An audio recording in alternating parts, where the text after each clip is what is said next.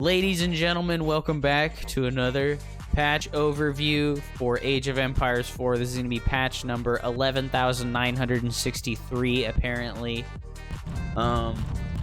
This is after the pretty heavy siege nerf. So, in the last patch, we saw some pretty heavy siege nerfs, which was pretty rough for China, specifically. We're looking to hone in on a tighter win rate across the range of possible civilization matchups. We make sure to observe the reaction and response of the community. It seems that every Chinese player immediately quit the game. The changes made to Siege may have overly impacted the Chinese. As a result, we're looking to make some changes this time around to provide the Chinese new strategic options. You can find details in these changes below. On March 1st, there will be a pre-patch stream as members of the community and balance team. This already happened then. This is great, right? Wonders, doubling the resource cost of Wonders is a great thing. This is going to really be like a huge quality of life improvement for team games. I think that on way too many situations in team games, it was turning into these giant stalemates, and then one player was making a wonder, and then it was forcing the burden of being aggressive onto one team entirely, and I don't think that that was a very good thing. So I really like this a lot. Wonders are meant to be a rare yet exciting stalemate breaker. We found the current costs are too low in larger multiplayer games when allies can all contribute a single player. So they're talking about feeding resources to a single player to make the wonder, but put wonder victories further out of reach for 1v1 and 2v2 matches. We plan to implement a scaling cost, so it's a valid option regardless of player count. So they're gonna change it so that in 1v1, 2v2, 3v3, and 4v4, the cost is different. Stonewall build time increased. They just doubled the build time of stone walls. I don't hate this, but this seems kind of like a band-aid fix, not like a real good fix for like the problems with stone walls, which was essentially the stone wall rushes, where you would just build stone walls in front of your opponent's resource points, like right next to their gold. You build a stone wall, you build a tower on it, you put archers on it, and then you just go to their next resource and you rinse and repeat with this over and over and over again, like you would with a Mongol tower rush. Longer build times also makes it difficult for the enemy to immediately re-wall a section that has been destroyed. This is a good thing. I think this is a good thing. Stone walls were a little too strong. They've removed animation canceling for elephants. This is amazing. Finally, they fixed this. I'm not sure if there's still other animation canceling things in the game, which is really annoying, but it is what it is. We fixed a crash that could occur when observing the game at 8 times speed. Never experienced that. Whatever. Very nice. They have removed Boulder Bay, Confluence, and Black Forest from the 1v1 quick match map pool. So instead of trying to fix water maps, they're removing them from the quick match.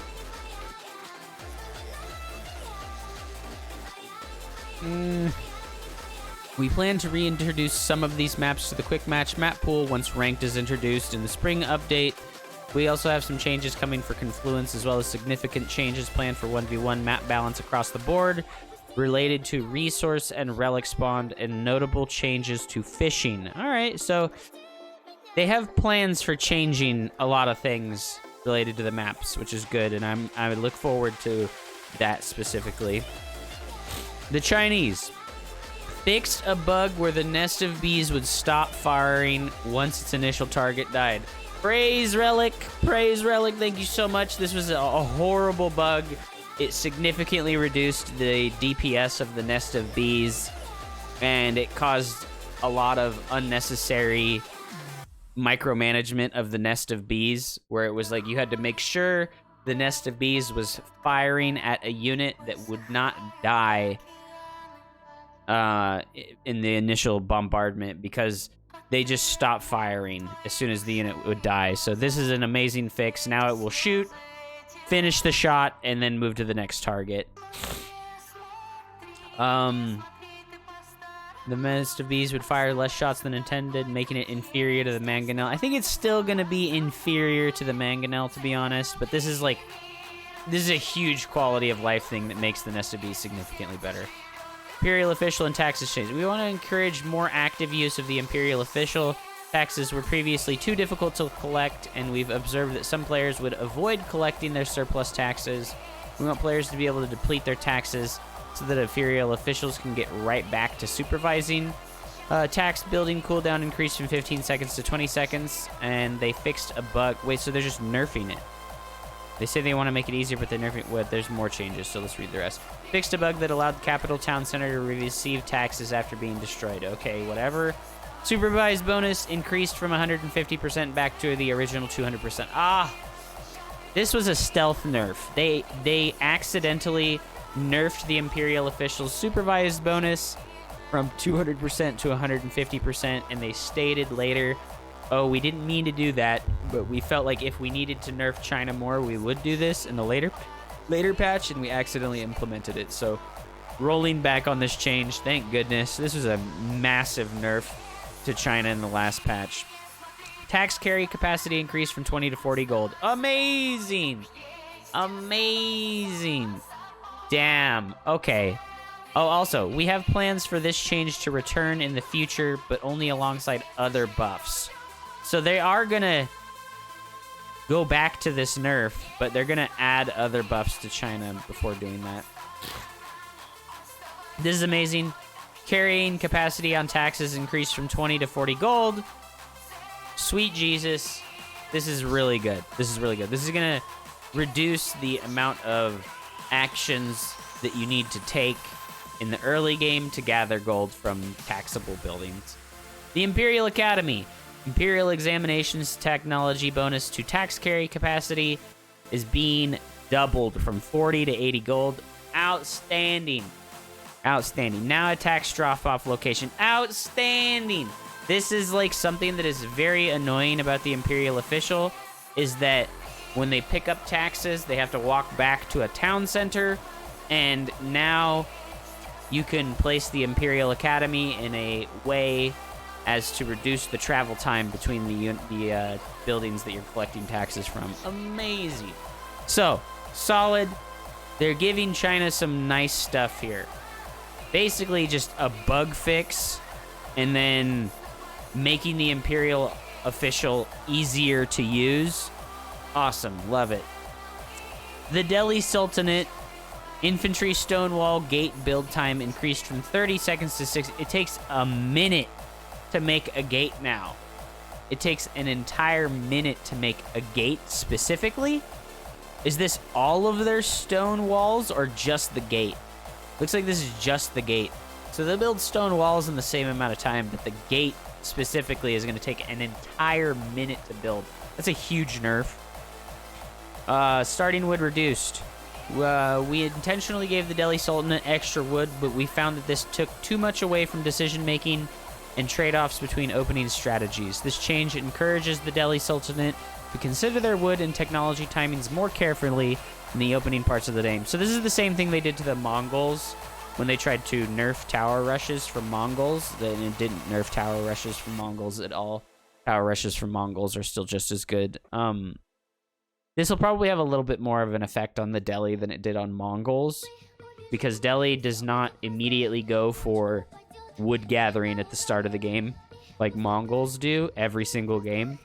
Mongols will always go straight to wood at the start of the game.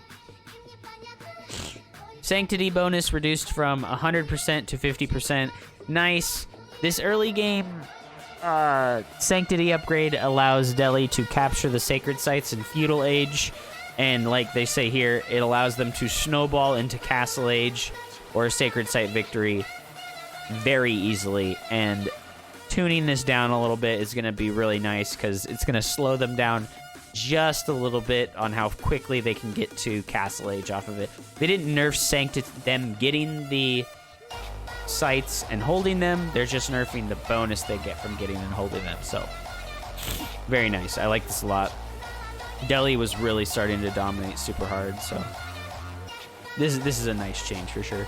Mongols. Wonder cost increased from 4,000 to 8,000. Holy shit. You're never going to see a Mongol wonder ever again. Mongol Uvu stone generation is no longer a flat 105 per minute. It now automatically scales from 80 in Dark Age, 100 in Feudal, 120 in Castle, and 150 in Stone per minute. So this is a nerf in Dark Age and Feudal Age. So Dark Age tower rushes are going to have less spearmen overall. Just slightly less. But this is nice. This slows Mongols down in the early game a little more. Their high stone production early game provided a snowballing map control advantage. It also provided a huge percentage boost to their economy at the start of the game. Yeah, because if you think about 105 stone per minute, they would make the Uvu, and it was like they added 2.5 workers worth of income to their overall income per minute when they finish the Uvu. So this is a nice nerf, right? They're going from 2.5 workers of extra income to only 2 workers of extra income. So it's not as quite as impactful early and is better later. So yeah, it'll be better in Castle Age and Imperial Age. The damage of the Castle Age con has been reduced from 12 to 8. Hallelujah! Finally, a nerf to the con.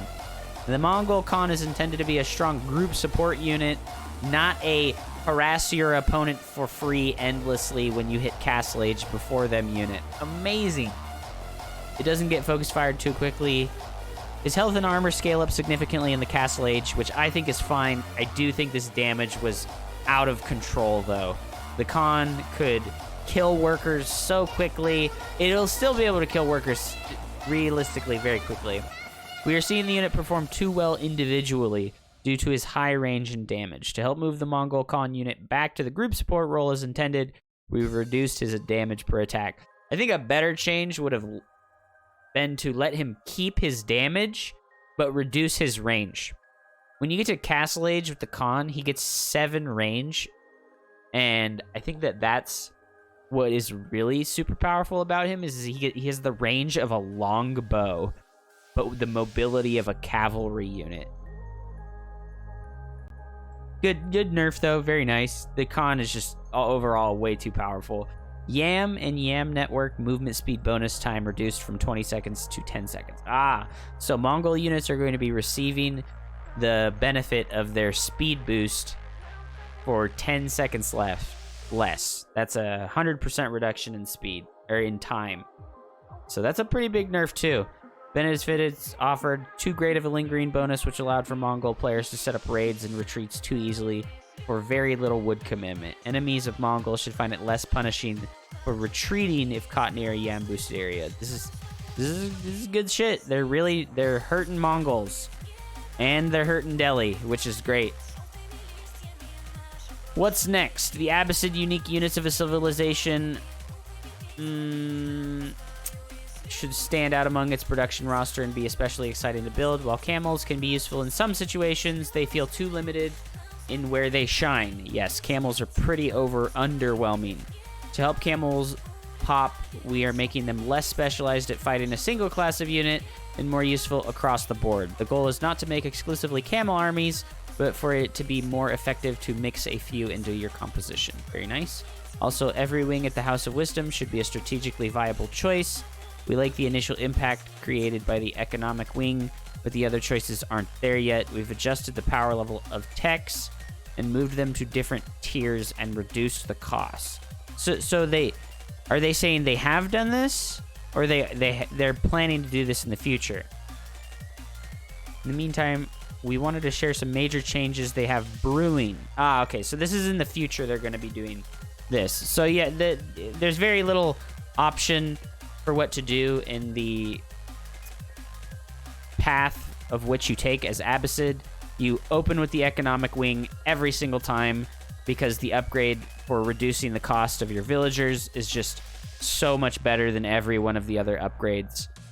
And then going for the reduction in research cost which one is that? I think it's the culture wing. You get the upgrade that reduces the cost of all your researches by 30%, I believe. And it's like, those two are just so much better than every other research that comes from the House of Wisdom that you never do anything else. The Chinese dynasty system offers a unique and fun way to advance the civilization. There are some frustrating parts we'd like to adjust while increasing the overall relevancy of its various unlocks. The special units and buildings unlocked by the dynasty will always be buildable once they are unlocked. In addition, we moved all of the dynasty buildings up one age so they become available at the phase in the game when they are most needed. I don't understand that. We have moved all the dynasty buildings up one age so they become available at the phase in the game when they are most needed. So you can't build them in the same age as you? I don't understand what they mean by this. Being able to build your special units even if you advance to a new dynasty, this is an amazing change, actually, because losing access to a unit because you moved to the next dynasty really sucks. So if you're Song Dynasty, you're pumping out Zugnus, and then you move to Castle Age and you get the next dynasty, you can't build Zugnus anymore. You will be able to build them now, as well as the Fire Lancer. So it's actually a super nice quality of life change. But I don't really understand this part. We've moved all the dynasty buildings up one age, so they become available at the phase in the game when they are most needed. I don't really understand what they mean by this. We'd like civilizations for Holy Roman Empire changes in the future to have multiple strategic paths to choose from throughout the course of an entire match. Holy Roman Empire, very linear. You do the exact same pathway every single time. Currently, there's too much power in late-game landmarks for the HRE, leading to repetitive gameplay. Yes, you get Regnitz Cathedral every time. You get the...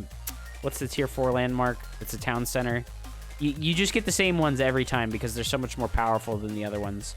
Making among the landmark choices for the HRE and giving them stronger options for distinctive play in the early game. I would love for them to not nerf the currently good things about HRE and just make the other things more powerful and lucrative. So the overall, this is very nice. I like this a lot. Make sure if you got any questions or comments, please leave them in the comment section below. Any questions, let me know. Thank you very much for watching. Have a wonderful day.